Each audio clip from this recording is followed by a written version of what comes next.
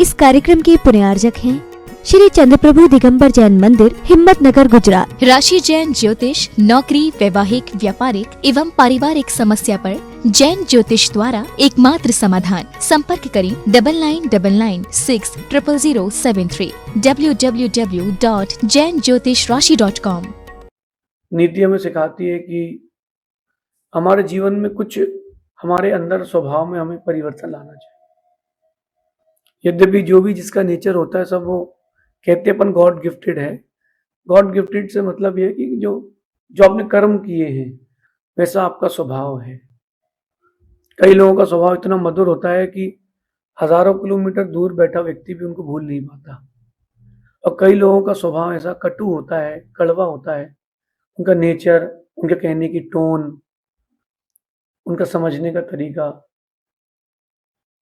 वो इतना कड़वा होता है कि उनके पास में रहने वाला व्यक्ति भी उनके पास में रहना पसंद नहीं करता। तो इस बारे में एक बार चिंतन करना कि आपका नेचर कैसा है, आप किस प्रकार की प्रकृति के नेचर वाले, और आपको अपना नेचर चेंज करना चाहिए। ऐसा नहीं है कि जिसका जो नेचर है वो चेंज नहीं होता है। अगर नेचर चेंज नहीं होता तो सामान्य से कोई मुनिराज और मुनिराज से कोई परमात्मा कैसे बन जाता है? कहीं ना कहीं आपको नेचर को चेंज तो करना पड़ेगा। जैसी परिस्थिति आएंगी वैसे अपने आपको, स्वभाव को थोड़ा थोड़ा आपको चेंज करना पड़ेगा। शादी के पहले की बात कुछ और रहती है, शादी के बाद की कुछ और होती है, फिर लाइफ एडजस्टमेंट वाली चलती है। शादी के पहले लड़की स्वतंत्र रहती है, उसको 10 बजे भी उठने तो उसकी माँ कुछ नहीं कहती, लेकिन शादी के बाद उसको समय पर ही उठना पड़ेगा। तो इन सारी चीजों के परिवर्तन लाती है वो अपने आप में। ऐसे ही परिवर्तन आपको अपने अंदर भी लाना चाहिए। और एक नेचर वाइज अगर बात करें तो एक बहुत बैड नेचर है भावुकता, इमोशनल। एक व्यक्ति ऐसा होता है जो इमोशनल है, वो इमोशनल व्यक्ति बहुत हानिकारक है, खुद के लिए भी और दूसरे के लिए भी, क्योंकि वो भावुकता में निर्णय सही नहीं ले पाता। वो वर्तमान की परिस्थिति देख करके निर्णय ले लेता है और फिर वो आगे जाकर के दुख होता है। आप देखना कि जब जब आपने कोई गलत काम किया हो या किसी से क्षमा मांगनी पड़ी हो, आपने कहीं ना कहीं भावुकता में निर्णय लिया। जब भी क्षमा मांगनी पड़ी हो किसी से, आप चिंतन करो एक बार कि कहीं ना कहीं हमने इसको समझ ही नहीं पाए। या जब भी आपको झटके में क्रोध आ गया, आप शॉर्ट टेम्पर हो गए हो, तो कहीं ना कहीं तब आपको ये महसूस होगा, आज ये बात आपको महसूस होगी कि उस समय भावुक थे, आपको निर्णय वो नहीं लेना था जो आपने लिया। रावण को देख लो आप। रावण बहुत गंभीर आदमी था, लेकिन उसके जीवन की भावुकता का एक ही निर्णय था, क्या? सीता हरण। सीता हरण एक ही निर्णय उसकी भावुकता का था। और राम ने भी बहुत निर्णय लिए, लेकिन उनके जीवन के भी बहुत सारे निर्णय भावुकता में हो गए। जैसे सीता को वनवास भेजना, सीता की अग्नि परीक्षा कर लेना, लव कुश युद्ध करने बैठ जाना, ये सब भावुकता के निर्णय थे जीवन के।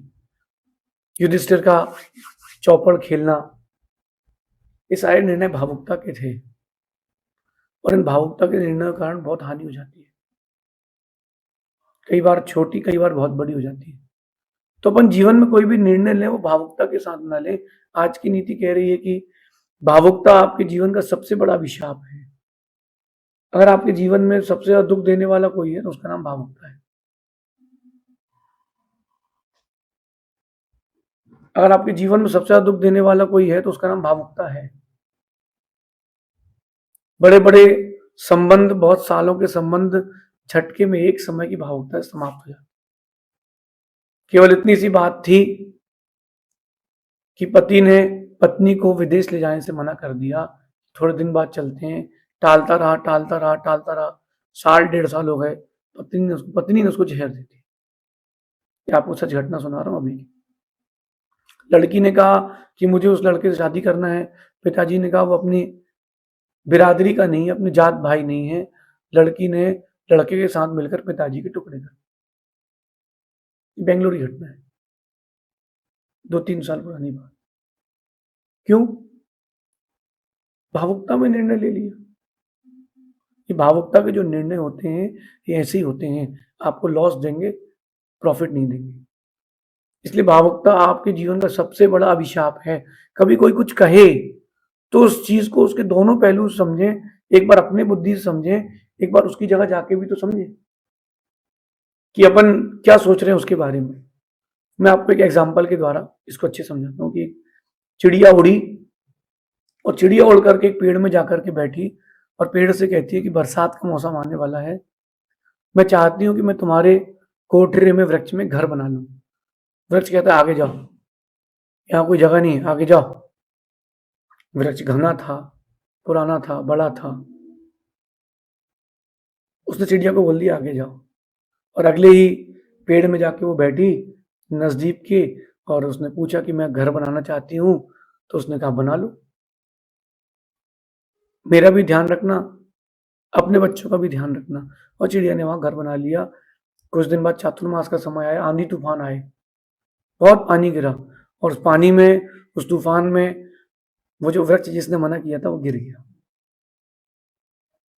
तो जितने पेड़ थे आसपास के, वो चिड़िया सब कोसने गए उसको जब वो गिरा कि और मत रुकवाओ मुझे, इतनी अदया करोगे तो प्रकृति तुम्हारे ऊपर अदया करेगी।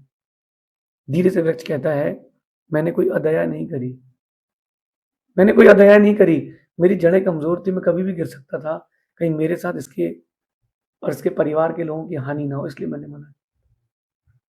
इस कथा के बीच में आप लोगों ने निर्णय कर लिया था कि पेड़ ने अच्छा नहीं किया इसलिए गिरा है। कभी एक बार उस पेड़ से भी तो जाके पूछते कि तुमने क्यों नहीं रुकवाया था। कभी भी एक तरफा निर्णय नहीं लेना, वो भावुकता का निर्णय है। निर्णय लो दोनों पक्ष से, सामने वाले ने किस अपेक्षा से कहा है एक बार वो भी तो सोचे, उसका भी तो कुछ पॉइंट ऑफ व्यू रहा होगा। जैसे माँ ने कहा बच्चे से कि बेटा भी ये मत खाओ, तो उसका ये मतलब नहीं है कि तुम भूखे रहो, उसका ये मतलब है कि ये मत लो, तुम्हारे लिए हानिकारक है, अभी सर्दी है, अभी सीताफल मत खाओ, अभी जाम फल मत खाओ, थोड़ा रुक के खाना।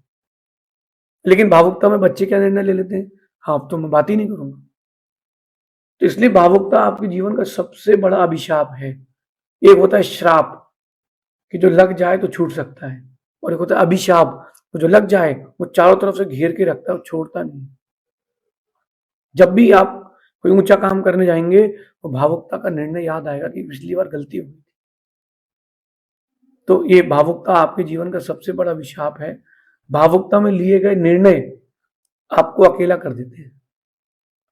आप इस बारे में कभी सोचना, जितने निर्णय आपने भावुकता में लिए हों उन निर्णयों से आपको अकेले हो जाते हो, क्योंकि वो आपके ही पॉइंट ऑफ व्यू से रहता है ना। जो लोग इमोशनल है उनसे बात चल रही है। मैं यह कहना चाहता हूं कि इमोशंस बुरे नहीं है, इमोशनल होना बुरा है। अगर आप इमोशंस नहीं है तो आप मनुष्य नहीं है, मानव नहीं है। लेकिन इमोशंस के साथ साथ इमोशंस तो हों, आप इमोशनल ना हो। इसलिए भावुकता में लिए गए निर्णय आपको अकेला छोड़ देंगे। ना मानो तो आप देख लो, बहुत बड़े बड़े लोगों ने भावुकता के निर्णय लिए और वो अकेले रह गए, जिसमें सबसे बड़ा उदाहरण था रावण का। चाहे दुर्योधन का सर्वनाश हो, या रावण के ऊपर लगा कलंक, या रावण का अकेलापन, इसका कारण उसके भावुकता के निर्णय थे। सबके साथ रहोगे और निर्णय ऐसा लोगे कि सब लोग आपके साथ रहें, तो ही वो भावुकता का निर्णय नहीं है। इसलिए have emotions but do not be a emotional person. Emotional नहीं होना, ये आपका इंटरनल एनिमी है। इंटरनल एनिमी है। कहते हैं कि आपको अगर अपनों से दूर होने की इच्छा हो तो भावुक हो जाओ। कुछ लोग होते हैं उनका दिल खराब नहीं है, दिल बहुत अच्छा है, लेकिन वो भावुक होते हैं। तो भावुक है अगर कोई, भले दिल अच्छा हो लेकिन दिमाग उसका खराब है। क्यों दिमाग खराब है? क्योंकि वो निर्णय सही नहीं ले पा रहा ना। आप देखना, जब बच्चे छोटे होते हैं तो उनको आप बोलना बेटा आरती कर लो, तो दीपक ही पकड़ लेंगे। उसको पता ही नहीं कि जलते हैं उससे। उसको आप बोलना चलो, तो उसको पता ही नहीं कि पैर सीधे रखना, वो एक पैर यहाँ रखेगा, एक पैर वहां रखेगा। और आप हंसोगे उसको देख करके, चल नहीं पा रहा। ये बचपन में उसको पता नहीं है, इसलिए वो बच्चा ऐसा चलता है। लेकिन बड़े होने के बाद आपके अगर कभी जीवन में कदम ऐसे से डगमगा रहे हैं आड़े तिरछे, वो भावुकता के निर्णय हैं। और भावुकता का निर्णय आपने ले लिया और आगे बढ़ गए, तो वो पीछे आना मुश्किल हो जाता है, क्योंकि वो अंदर का मान कहता है कि पीछे मत जाओ, अंदर का मान कहता है पीछे मत जाओ, और आप आगे बढ़ चुके हो। इसलिए have emotions but do not be emotional, take your decisions carefully, not in emotional situation. जब भी इमोशनल सिचुएशन हो तब अपना कोई डिसीजन ना लें, थोड़ा रुके, वेट एंड वॉच करें। आप लोगों में से बहुत सारे लोग भावुक होंगे, नहीं होंगे तो आज समझ लेना, आपको पैमाना बता देता हूं कि आप भावुक हो कि नहीं। आपने जब जब किसी से क्षमा मांगी है, या जब जब आपको लगा है यार ये डिसीजन गलत हो गया, तब तब आप लाइफ में भावुक हुए थे। चाहे वो किसी से दोस्ती करने का हो, किसी से दोस्ती तोड़ने का हो, या फिर शादी करने का हो, ये आपकी भावुकता के निर्णय थे। थोड़ा रुकते, काम अच्छा होता, थोड़ा रुकते तो अच्छा होता। कहते हैं कि गंभीरता से नाता जोड़ना चाहिए, इसलिए गंभीरता से अपना रिश्ता बना के रखना चाहिए। गंभीरता कभी आपको धोखा नहीं देगी, गंभीरता कभी आपको गिरने नहीं देगी। आपने कभी किसी को बोला आई एम सॉरी,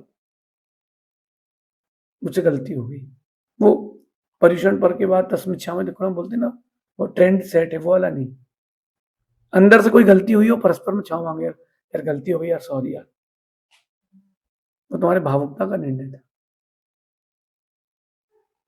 कई बार परिस्थितियां वो भावुकता करवा देती हैं, कई बार मनस्थितियां वो भावुकता करा देती हैं, और अपन को समझ में तब आता है जब सब समाप्त हो जाता है। क्योंकि कहते हैं कि जब भावुकता की आंधी आती है तब कुछ नहीं दिखता, क्या क्या उड़ा है, क्या क्या नष्ट हुआ है, क्या क्या बचा है, वो आंधी के बाद मालूम चलता है।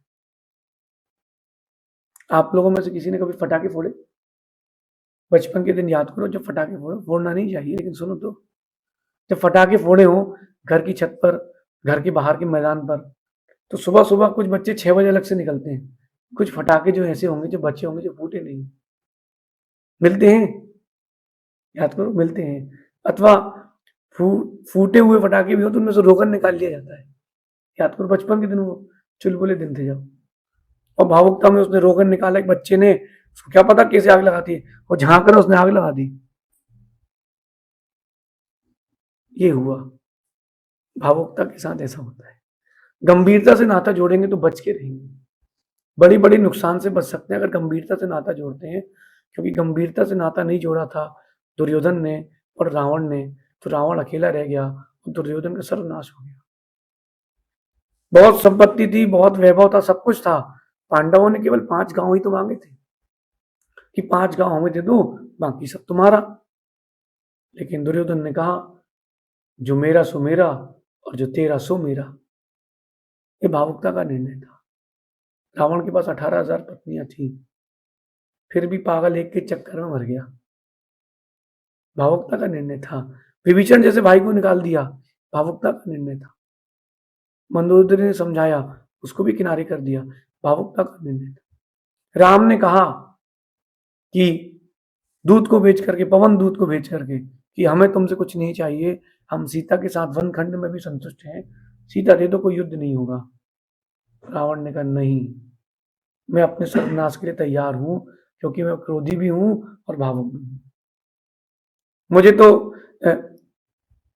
पागल लोग ज्यादा अच्छे लगते हैं भावुक लोगों से, क्योंकि पता है कि वो पागल है, तो उससे आप बच के रहोगे। लेकिन भावुक आदमी कब पागल हो जाता है पता ही नहीं चलता, वो झटके में एकदम से भावुकता लाता है, और क्या पता आपकी कौन सी बात को वहां क्या दूसरे से क्या इंटरप्रिटेट कर दे, ये भी उसका भरोसा नहीं। इसलिए भावुकता से बड़ी बड़ी हानि होती है, तो अपन भावुकता की हानि समझे कि जब जब आप भावुकता में कोई काम करते हो तो आपके निर्णय गलत हो जाते हैं, सबसे पहला काम। और जब निर्णय गलत हो जाते हैं तो लोग आपको ठग जाते हैं। दूसरी हानि, भावुकता में जो आप काम करते हो उसमें बहुत सारी हानियां होती। सबसे पहला होता है कि निर्णय गलत हो जाते हैं और लोग आपको ठग जाते हैं। और उस निर्णय के कारण, ठग लेने के कारण आपको आपके अपने छोड़कर चले जाते हैं और गंभीरता भी आपके पास नहीं रहती। प्रॉफिट की जगह पर लॉस हो जाता है, लाभ के स्थान पर हानि। कभी आपने जल्दी में कोई निर्णय लिया कि जमीन अच्छी है, ले लो, और जब से लिए 10 साल से वही रेट है। भावुकता का निर्णय था, थोड़ा रुकना था। यद्यपि अगर आपसे निर्णय करते नहीं आता है, कोई बात नहीं, जिसको गुरु बनाया उससे निर्णय लें, अथवा आपके पास जो निर्णय लेने की क्षमता रखता हो आसपास, उससे निर्णय ले लें। गंभीरता का नाश होता है, और गंभीरता से बड़ी कोई प्रॉपर्टी नहीं है। जीवन में थोड़ा सा चुलबुल तो होना चाहिए, लेकिन थोड़ा सा, भोजन में नमक जितना, भोजन में नमक जितना, उतना तो चलेगा। आटे में नमक जितना तो चलेगा, लेकिन अगर आप अधिक भावुक हो गए तो गंभीरता का नाश हो ही जाएगा। जितने लोगों ने चोट खाई है, जिनको लोगों ने ठगा है, धोखा दिया है, यूज किया है, अथवा किसी का वो यूज कर रहे हैं, वो भावुकता में ही यूज कर रहे हैं। जितनी लड़कियां भाग रही हैं ऐसे लोगों के साथ जो धर्म से जिनका कोई सारोकार नहीं है, वो भावुकता के कारण ही भाग रही हैं। उसके बाद गेट क्लोज हो जाते हैं, फिर कुछ नहीं बचता, फिर रोते हैं, बिलखते हैं। अपने आप को मोटिवेट कीजिए, अपने आप को मोटिवेट कीजिए, अपने आप को समझा के रखिए कि नहीं, तुमको ऐसा नहीं करना है, तुमको ऐसा नहीं करना है, तुमको भावुक नहीं होना है, तुमको गंभीर होना है। प्रैक्टिस लगेगी, समय लगेगा, धीरज रखना, होगा होगा। कुछ चीजें देर से होती हैं, कुछ चीजें जल्दी होती हैं, लेकिन अपने आप के नेचर को चेंज करने में थोड़ा टाइम तो लगता है, लेकिन स्टॉप करने में टाइम तो नहीं लगेगा। आप भावुकता बंद कर दें सबसे पहले, फिर धीरे धीरे अपने आप को चेंज करते जाएं कि ये डिसीजन गलत था। अपना सेल्फ स्टडी करें कि मैंने कब कब भावुकता में डिसीजन लिया और कब कब मुझे पछताना पड़ा। ये आप सेल्फ एनालिसिस भी तो करें, तब आप पाएंगे कि हाँ, कमी तो है, क्योंकि नोबडी इज परफेक्ट। कोई परफेक्ट नहीं है। किसी में भावुकता की अधिकता है तो किसी में गंभीरता की अधिकता है। कई लोग सिर्फ गंभीर रहते हैं मुंह बना के, वो सर के, स्कूल के सर की समान, वो जो कड़क सर होते हैं ना स्कूल में, तो ऐसे लोगों से भी कोई मिलना पसंद नहीं करता, उनके साथ रहना पसंद नहीं करता। प्रिंसिपल से बहुत कम बच्चे इंटरेक्शन करते हैं, क्यों? अरे बोले वो प्रिंसिपल सर है। प्रिंसिपल सर भी एज अ फ्रेंड ट्रीट करें तो अपने बच्चों को बहुत ऊंचा ले जा सकते हैं, लेकिन गंभीरता के साथ। भावुकता जीवन में उतनी जरूरी जितना आटे में नमक, आटे में पानी जितना नहीं, नमक जितनी भावुकता जरूर रखें। इमोशनल ना हो, इमोशन जरूर रखें। और अगर आप चाहते हो कि आपके अपने बन के रहें, वो आपको छोड़कर ना जाएं, तो भावुकता में कोई निर्णय न लें। जिन जिन लोगों ने भावुकता में निर्णय लिया है वो अकेले रह गए। उनका पड़ोसी भी उनको लाना पसंद नहीं करता, उनके साथ जाना पसंद नहीं करता, उनसे प्रीति नहीं करता, क्योंकि पता नहीं वो कब मेरे लिए क्या बोल दे। इसलिए don't be emotional, don't be emotional, have emotions but do not be emotional. Take your decisions carefully, not in any emotional condition. किसी इमोशनल कंडीशंस में अपने कोई डिसीजन ना ले, ऐसा समझिए तो अपने जीवन में ऊंचाइयां पाएंगे। शेष आगे देखेंगे भगवान महावीर स्वामी। नीति क्लास, नीति क्लास।